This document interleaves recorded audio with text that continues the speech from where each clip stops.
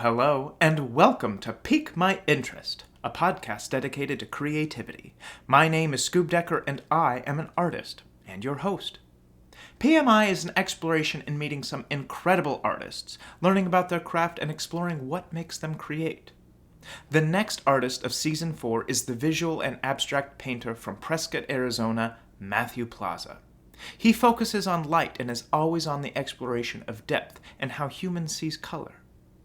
His work is almost reminiscent of optical illusion, but that is Matthew playing with what he calls your optical mixing on canvas and in digital work.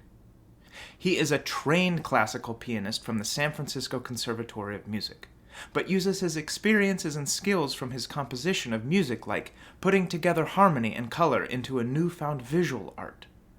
He fell in love with the instant gratification of his visual art, feeling that he can make an impact on society with that aspect of his creativity. Matthew is a huge advocate of the art of practice. Through his musical experiences, he has an understanding of how much time and what it takes to hone in a craft, which helps his overall view of his visual art. He gains inspiration from his grandmother and much support from his mother, who pushed him to pursue his dreams and instilled the idea that you can't succeed unless you try. Take the leap of faith. Never give up on your creativity, as your art is no different than who you are. This episode dives into Matthew's work, creativity, and his unique transition from music into visual arts. The challenges and differences with them, the speed of gratification, and the differences between dreamers and doers. Matthew teaches us that there is so much inspiration if you look to the artists who have done similar things to you and what you are doing, and really sees the differences between their experiences and how they perceive the world. This episode was recorded on September 15th in Phoenix, Arizona. I hope you look up their work and your interest is piqued. I hope you're having a grand day, and please enjoy this week's episode I've titled Optical Mixing.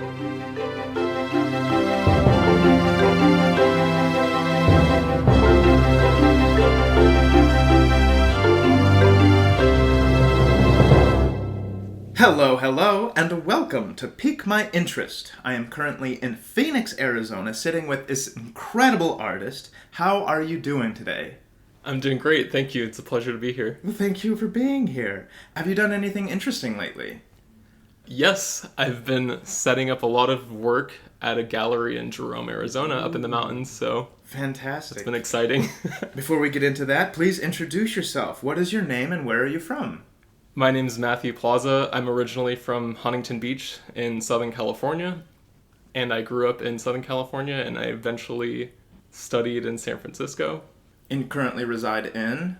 I currently live in Prescott, Arizona. Fantastic. And I can't thank you enough for making the trip down here to meet with me. And please, pique our interest. What is your craft? I am a visual artist. I'm a painter, and I also do a lot of digital work. I do have a past as a musician, so sometimes I like to incorporate that into my presentation of my work.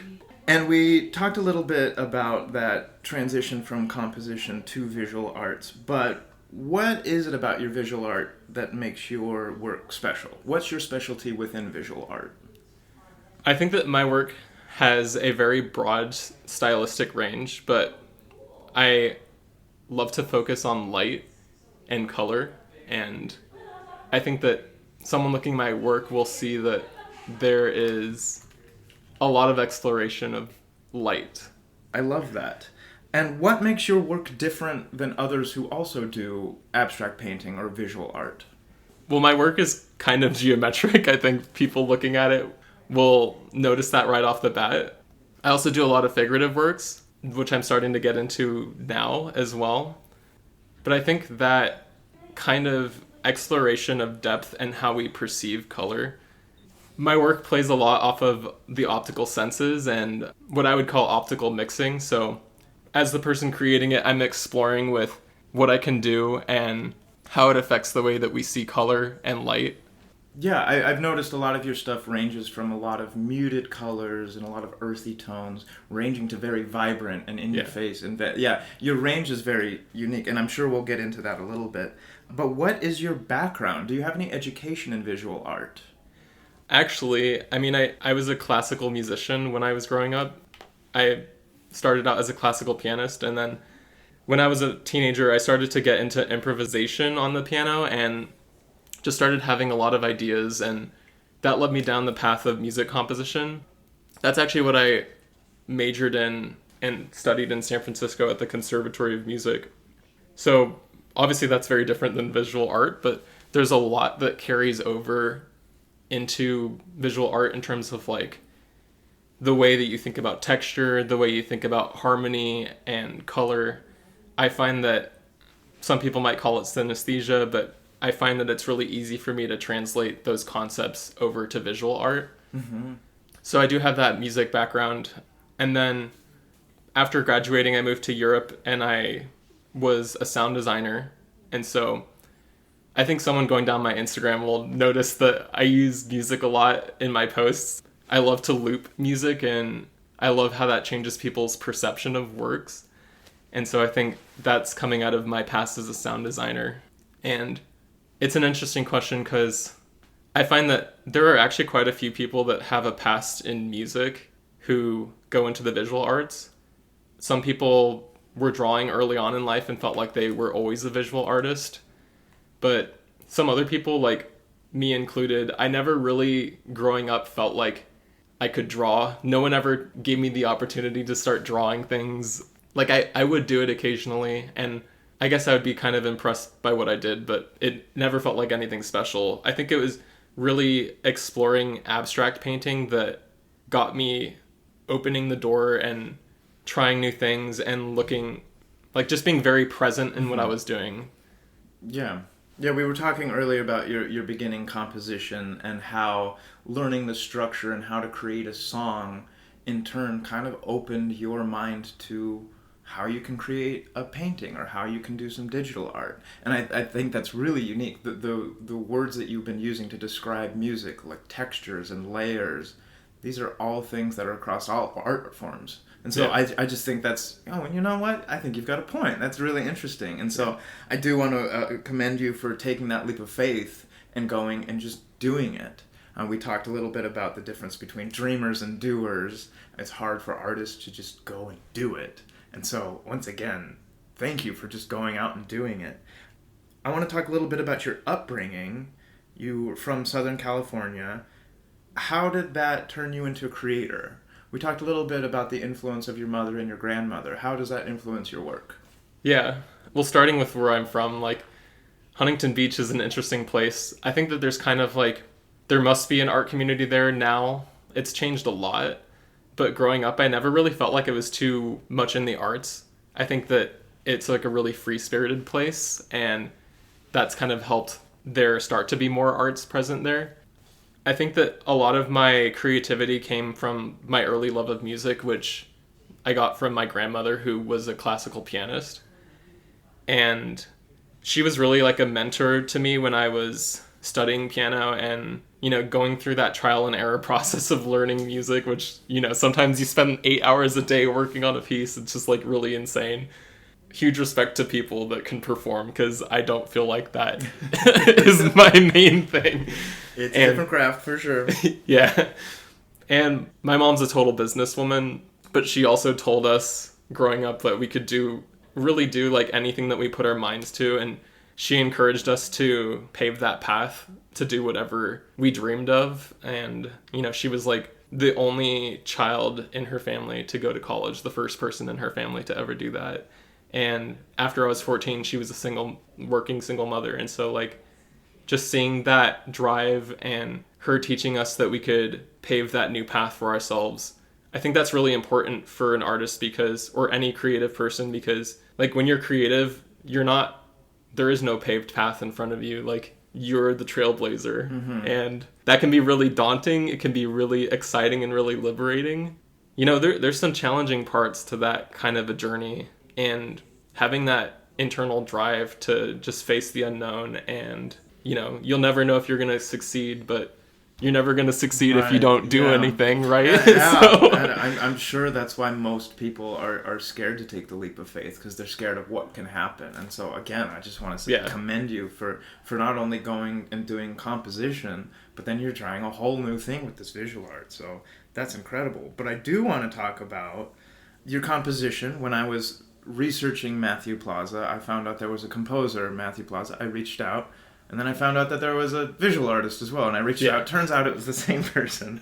But what is it from your music writing that transposed into painting? What piqued your interest about painting?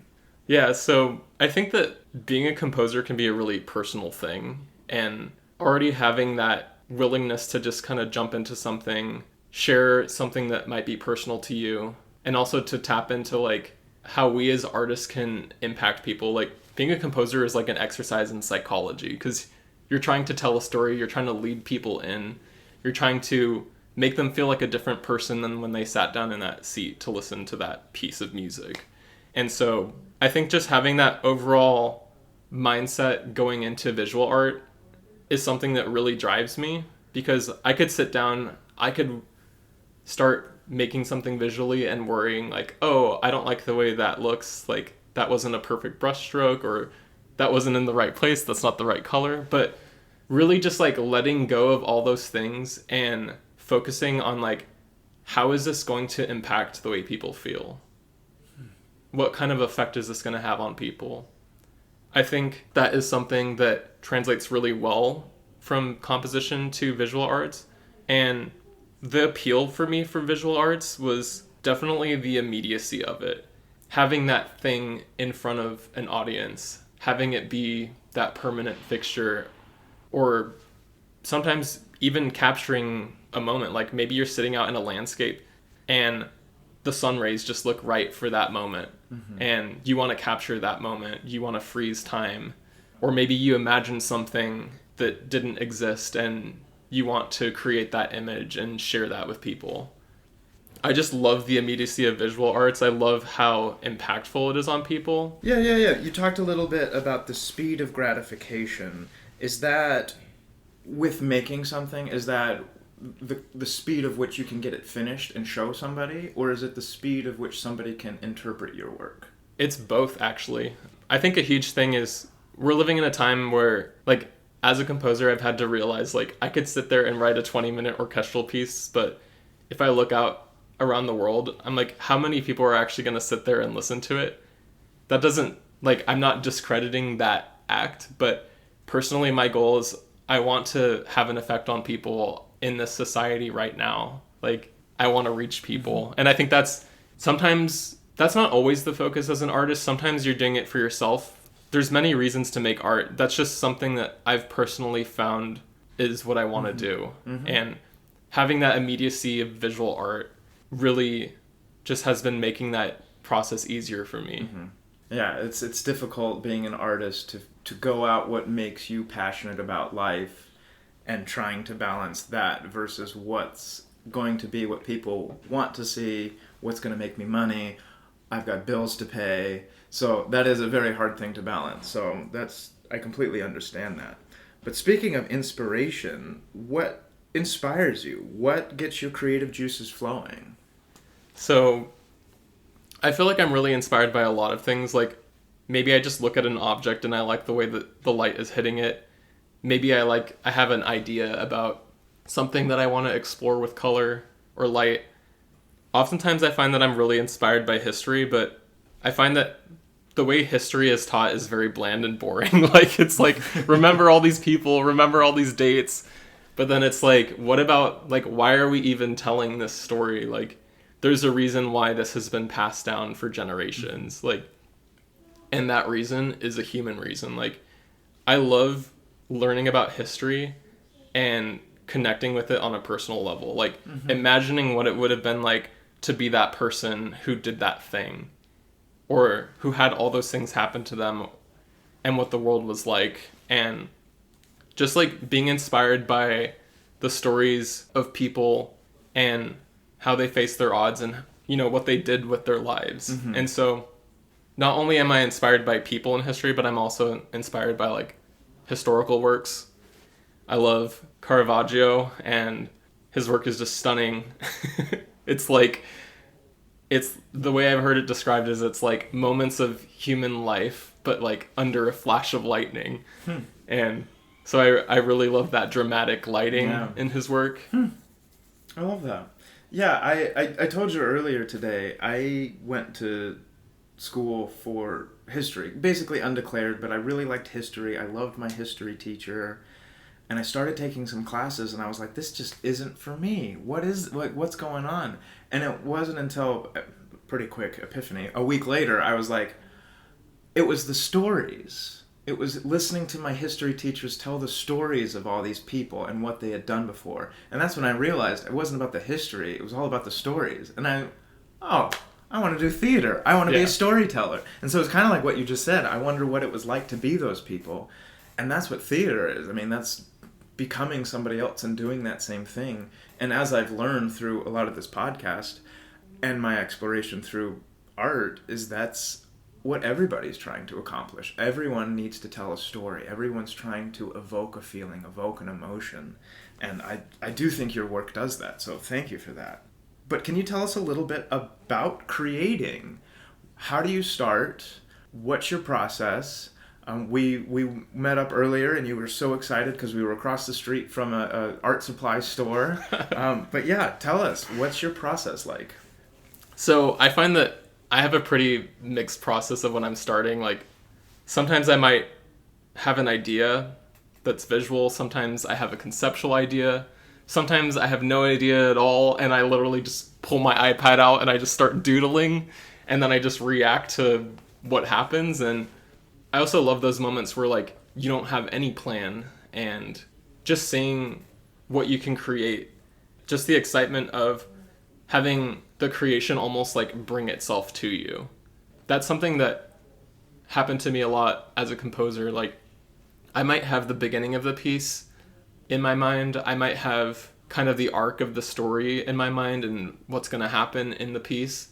But actually going through the process and doing it and discovering for yourself. Like, so much of being an artist is an act of self-discovery and realizing what you can do. Like I said, I never viewed myself as someone who can draw. Like, I feel like so many people say, I don't know how to draw. And I want everyone who's ever said that, who's listening to this, to realize that you can draw. You know what I mean? Like, we always underestimate ourselves. That's true. We do. And everyone can draw, and everyone can sing, and everyone can dance. It's art is a very excessive form for everybody. And how much does your process change or adapt while you're working? I know you do a lot of things with line works, a lot of geometric things. Those are very specific, very crystal clear. This is how it goes. How often are you going and go, oh wait, this is kind of changing? Or while you're doing the more abstract stuff, how often can it move with you? Yeah, so I have to preface this by saying that I've started to work faster and faster. And like you were talking about earlier, that's another part of the immediacy that I love. Like, I love just being able to create something very quickly and like have that be that moment. And you know what? Maybe no one likes it. I guarantee you someone's going to like it. Yeah. You know, you could spend 5 days doing something and changing this, changing that. Or you could spend 30 minutes doing something and it's something that just happens immediately in the moment.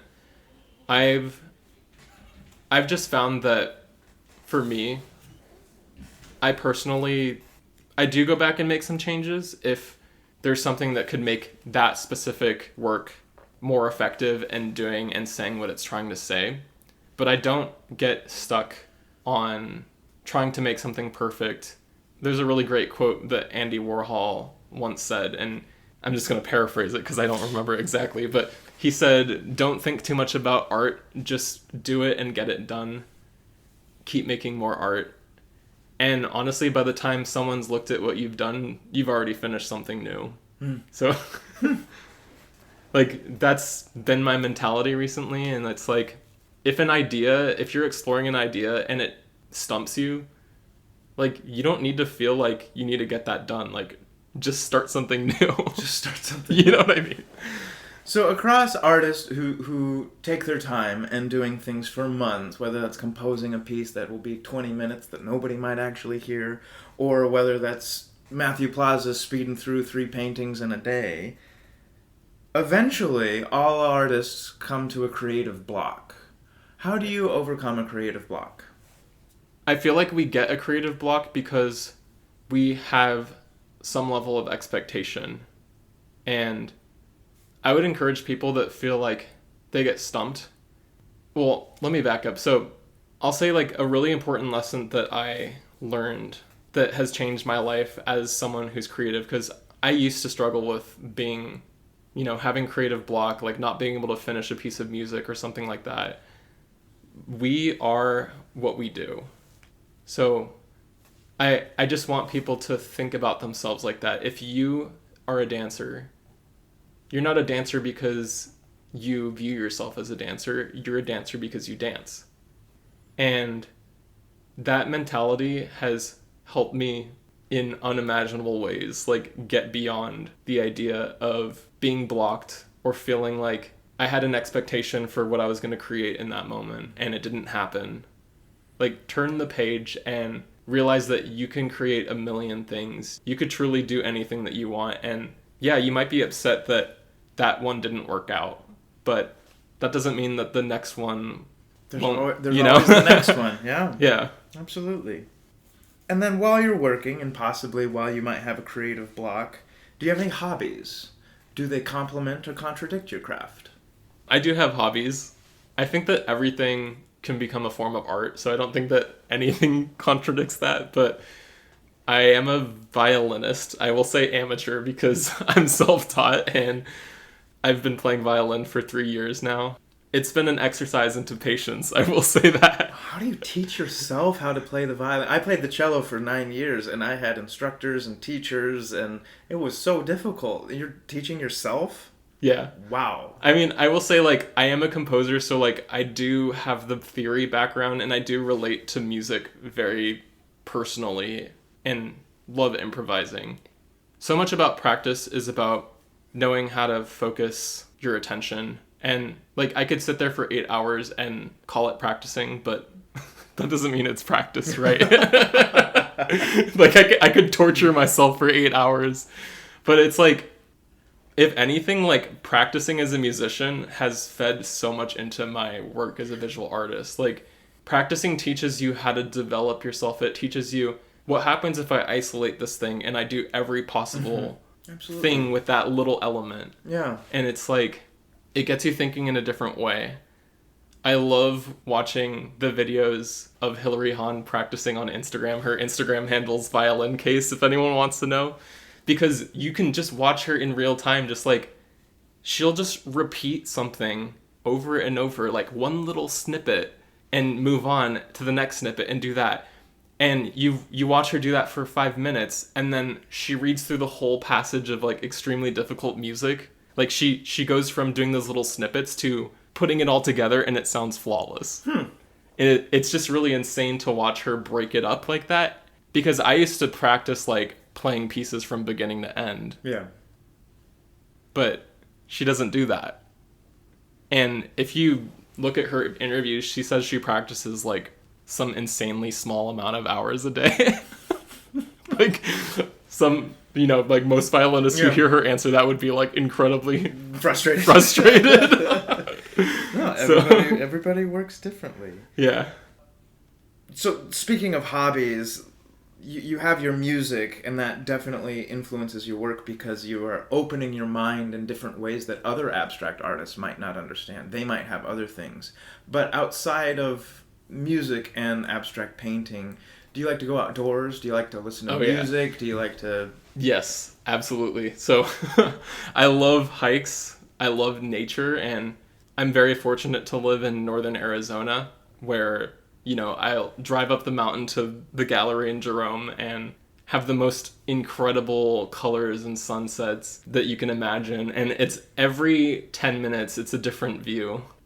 The colors are different, and having focused my attention on visual arts now, like it leads me to that newfound appreciation of nature and life. So I love being outdoors. I love seeing the normal in an elevated way. Like part of being a visual artist is seeing the everyday things and seeing the beauty in something that we might overlook. So that's a really important thing for me. I also obviously love music. Of course. I don't need to say that again. I love cooking. I don't cook very often, unfortunately, but I do love it. I feel naturally detail-oriented, like my life in music, and now visual arts has made me detail-oriented. And there's really an art of cooking. Like, there's a million ways you could do something. I just started baking sourdough bread. All right, and I'm familiar with that. anyone who knows or has ever tried that will be like, yeah, there's like 100 different recipes, and I don't even know which one to choose. And everyone's convinced they're doing it the perfect way, right? They're like, everyone's got entirely different sequences of like the 6 stages, and everyone's doing it completely differently. So that exploration, that noticing the little details of what happens when I do it like this, what happens if I put it in the fridge, you know? Right, yeah. That's something I love, and like that's something that I experience when I paint. That's something I experience when I write or play music. So just exploring. Yeah. Yeah. Cooking's a whole nother world because you would start involve chemistry and everything. Yeah. Wow. But there's chemistry in painting too. there is, indeed there is. And technically a lot of other forms of art as well. Congratulations on getting a gallery in Jerome. That's awesome. Thank to you. me, that says you're successful.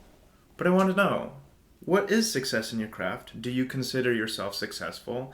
And really, what got you succeeding in your craft? Yeah. I'd say I probably define success differently than a lot of people. But I don't know, because times are changing, and I feel like that doesn't mean that other ways are invalid.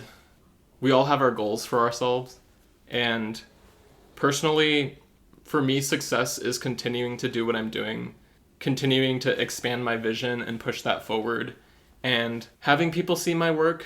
But that doesn't mean that if I'm struggling with that, or if that doesn't happen right away, I don't feel like I'm not successful. We talked about history. Like, if you go back and just learn about people's lives, like, if you want to do something with your life, like, learn about the people that came before you and just see the vast variety of experiences people have had. And that can be really empowering, because I could sit there and look at the like count on my posts and be like, why isn't it reaching anybody? You know what I mean? Then I'm like, oh, like, Andy Warhol could only get like an ice cream shop to have his work. You know, he was ignored for like an entire decade by the art establishment. I mean, I knew Andy Warhol's work before I even knew his story as a person. Like, it's so ubiquitous. Yeah. And even the people that haven't seen his work, they're experiencing the cultural changes that he brought about. There's so many ways that you can be successful that are not like counts, not views, not money, not having a gallery pick up your work. I've had a hard time getting certain galleries to pick up my work because it doesn't fit the niche that they like expect. Sometimes you have to show people something they never knew they wanted. You know? Yeah, I love that. That's very similar to auditioning in theater. It's like you can't really change the way you are, but you kind of just have to show them that they want you. Yeah. That's very, very interesting, yeah. Would you recommend going to school or take classes to build on visual art? I know you didn't. You went to school for something completely different. But do you think going to school for visual art would have helped your career? I think that school can be a great opportunity to people who can afford it and have that chance. But I do not think that it is required. Because I think that somebody who has that internal motivation and drive and dream for themselves, they'll find a way. Like, in our day and age, you could literally... I will pull up my phone and ask ChatGPT, you know, what did Van Gogh do with his paintings? Like, what techniques did he use? Like, how did he apply the paint?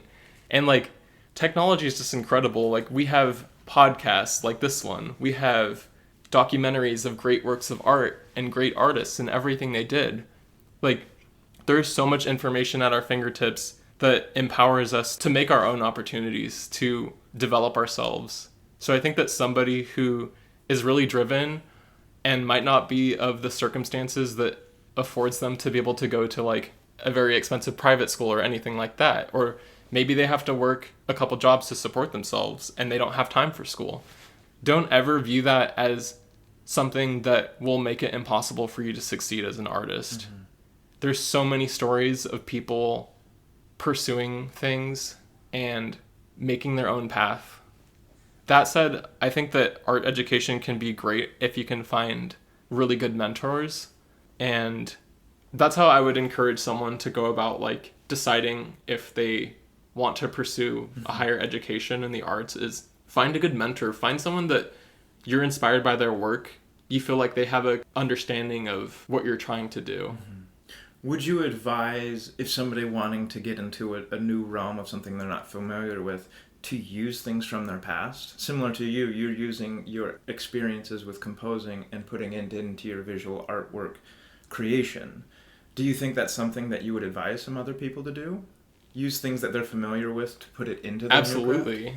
So I would say that your art is no different than who you are. It's just another expression of your personality, all of your experiences. I always feel like my personal experiences are being expressed through my work. And honestly, that familiarity, like that comfort zone of who you are, what you know, like use that to your advantage. You know, like you don't need to reinvent the wheel. Just be who you are. Mm-hmm. All right, now I'm going to ask a question which might be a little sensitive for some abstract artists. How do you handle criticism? From a world where people can kind of look at it and take their own interpretations, I'm sure you've gotten, I don't get it. What is this? How do you handle that? I'll start by saying we're our biggest critics, which I'm sure someone else has already said. But other than being our biggest self-critics, you know, we are going to get people who might not understand our work. And I can tell you that happens to me all the time. Really, the most important thing to remember is every time you do something, every time you commit yourself to making something new, that thing didn't exist before. There's always going to be someone who's going to criticize it, who doesn't like it, and that's totally fine. But it takes a lot to continue to get up every day and to continue to make things regardless of what people think. That said, like, I do think it's important to listen to the criticism of people that we respect, people that are creators themselves, and who maybe have an idea of what we're trying to achieve. If they understand what you're trying to achieve, then maybe they have something that can help you. Maybe they have a new approach that you've never thought of. And definitely hear people out who are respective and constructive, but don't feel like you need to listen to every critique and take something from everything. Mm-hmm. Sometimes just think about it, let it sit with you for a moment, and let go of it if it doesn't serve what you're trying to accomplish. Yeah, I'm not saying that you have gotten criticism. I think your work is I have. I think it's stunning. I think it's very easy to see what you were trying to say with it. I just asked that for anybody listening who usually artists are scared to take that leap of faith for fear of that criticism. So again, I think that's great advice. Thank you. But now it's time to clear the air. Is there any misconceptions about your craft? I think there are a few misconceptions. A really big misconception is that if you have to work a 9-to-5 job to support yourself, that somehow makes you no longer an artist. Personally, like, I've had periods of my life where my art was everything, where I never could imagine myself doing anything different. And I had other time periods where I knew that I needed something to support myself. I knew that I needed to maybe learn finance, learn business, go into that world for a bit, and never feel like because you need something else that makes you no longer an artist, because those things served me and I let those things into my life as they were serving me. And then when they no longer served me, I decided to return to my art. And those things have given me new tools.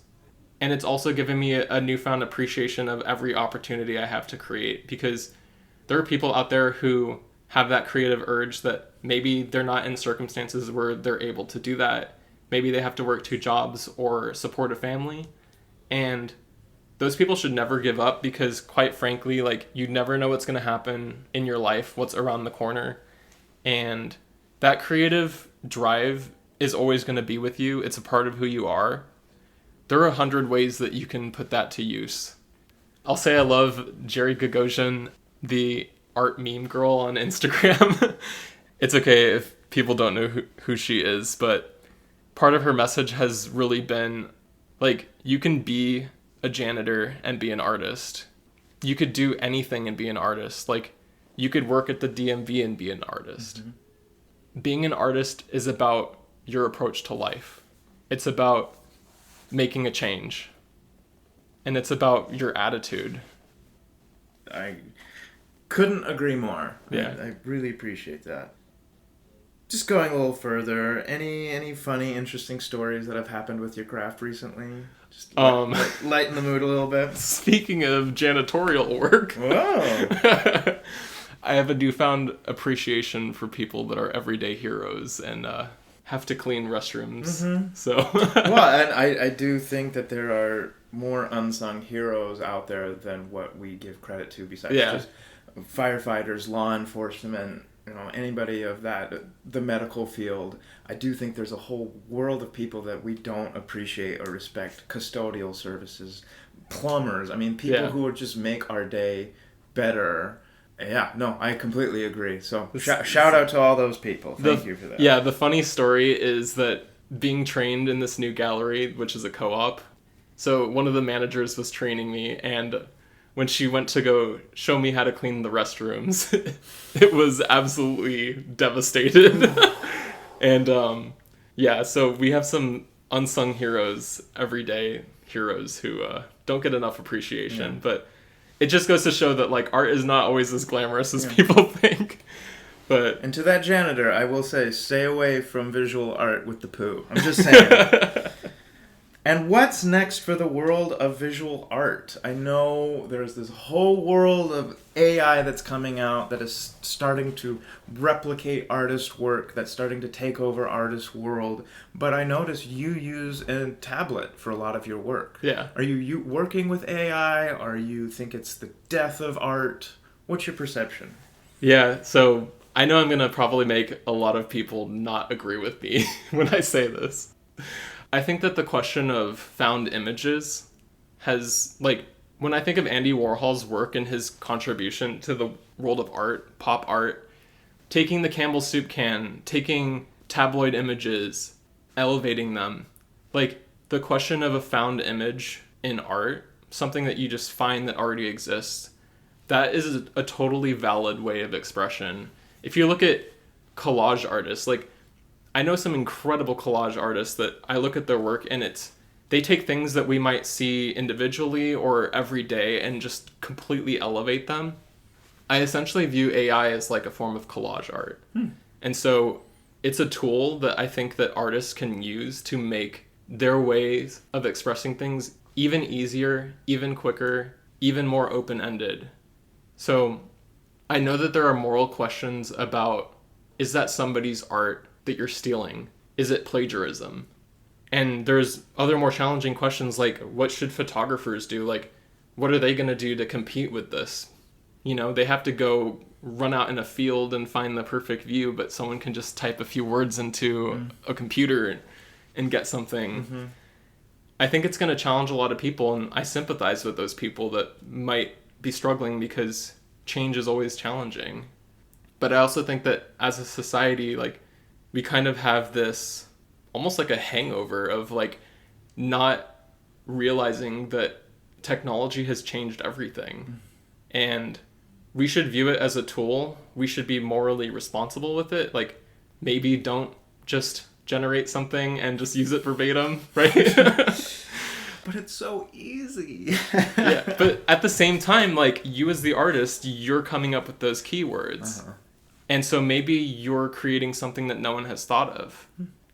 But that said, like, I use AI, I use digital art. I might use AI images, but then I'll use 20 layers and 20 like different color effects, and I'll like brush on certain things in certain places and blend things. And like, I don't think that anyone should feel like that's not art. We have access to all these tools to say what we want to say. I mean, in the history of mankind, we've always been inspired by something to create something else. Yeah. And just the fact that now we have this computer technology doing it. Like you said, in the grand scheme of mankind, it's been the snippet that we have exploded from an automobile to landing on the moon to the internet in the span of less than 100 years. And I do think that we are on that hangover. I like the way you said, we're just kind of just still trying to grasp it and understand it and understand the impact on the human race and how we're going to be able to utilize that and hopefully work with it rather than try and combat it or start taking over the artist world. But as I've learned with this podcast, a lot of people believe that AI can create images, create some artwork, but it will never have the human touch. And that's where artists, that's where we'll always thrive. Is that our work will always be able to touch somebody, to be able to tell a story. Exactly. We still have something to add to it. It's just another tool in our arsenal. Yeah. I mean, if you look at Andy Warhol's, like, Marilyn's, like, he took a photo of Marilyn Monroe, you know, did an image reproduction over a painting. Like, what he would do is he would put down colors, and then he would take the image of Marilyn in black and just print it over it. And that was in the 60s. Yeah. Like, we're in 2020, 2024, soon to be 2025. Like, we've had 60 years to process that's acceptable. Yeah. And what's next for you personally? What's next for Matthew Plaza Art? Yeah, so I think that I'm just continuing to explore every possibility and to push my personal style forward, trying to express human emotion. That's been a huge project for me, like really looking at like the Renaissance paintings. And when you look at a Caravaggio painting and you look at the facial expressions, it's overpowering. Like, it transforms you as the viewer. And that's a big personal project for me. It's just, how can I take all these tools, continue to expand my techniques and the amount of tools I have to say something, and how do I make something even more impactful? Yeah, that's fantastic. Thank you for that. And I also appreciate on your social medias, sometimes you post how you create things while you're painting them, the process of that. I just want to say thank you for that. Where can we find your work? So you can find my work on Instagram. My Instagram handle is matthewplaza.art. That's MATTHEWPLAZA.art. And if you're ever driving through Jerome, you can also find Jerome, Arizona, I should say. On the way to Sedona. It's not that far from Sedona, by the way. So anyone going out there, or the Grand Canyon, I recommend going to Jerome. It's a beautiful ghost town up in the mountains, incredible sunsets. And if you ever visit the Jerome Artist Co-op there, you can see my work. See some Matthew Plaza originals. I also have some stuff in New York City, but okay. You can let me know. If anyone wants to see it in person, I can arrange that. Is it in a gallery? It's in a private business. Private business. Yeah. Ooh. Reach out to Pique My Interest or Matthew Plaza if you're interested in seeing some artwork in New York. We're wrapping up here, but we did talk a little bit earlier about the concept on social media being how art has slowly, in the 21st century, started to transition into entertainment. And we're starting to lose a little bit of our touch with the art and the storytelling and kind of what's the most extreme thing. How can we do this but with this limitation, and that's going to get the most viewers, and that we're starting to lose touch a little bit about that connection towards the art and more of this shock value, if you will. So I don't know if you have anything to say about that before we wrap up. Absolutely. So I think that Instagram is a huge thing for artists to get exposure. That said, I think there are some risks that, as artists we fall into. We often try to get approval of our work. Like, it's very it's a challenge being an artist, and it's a lot of work. And sometimes you feel like you don't know if you're going to make it, or you don't know if people actually like it. And so I feel like we're very tempted as artists to, even when we're very driven, to sometimes fall into the state where we're waiting for approval or some sign of approval or acceptance. I just want to say this as a very strong warning to artists. Like, Instagram has two functions: to make you buy ads and to make people watch ads. We are free creators that, we're voluntarily putting our stuff on there because we want people to see it, and that's great. Just don't feel like Instagram has your best interests at heart. They're a business too. Yes. I mean, use it as a tool. Take care of yourselves as artists. Take care of your perceived self-value. What you're doing is important. Art impacts people every day. I can look at an article of clothing. I can walk through a store and see a piece of furniture or see a building. That's a piece of art that somebody made that's impacting my day. And we can't live without art. We wouldn't be happy, Right. So I think it's important to remember, like, you're doing something that matters and is going to impact people, and just have a little faith. I love it. Thank you. I can't thank you enough for joining me and piquing my interest. Is there anything else you'd like to say before we wrap up? Just thank you so much for the opportunity. I really appreciate it. And again, I just want to say thank you for making the drive here. You're going to go see Clue the musical soon, and I'm in it, and I'm just so excited you get to see Minecraft and me be... Thank you so much for that invitation. I'm really excited. Of course, my pleasure. Before we wrap up, I always ask one extra question. If you could accelerate at any other craft besides your own, what would you want to do? I'd like to play violin like Hilary Hahn. Okay. All right. And thank you to all my peekers out there. Please let me know if you know of any special or unique art forms or artists you think I should explore. I'm currently in Phoenix, Arizona, and can't wait to see where Pique My Interest takes me next. Remember, creativity comes from the heart. Push yourself. Be kind to each other. I'm Scoob Decker, and thank you for helping me pique my interest.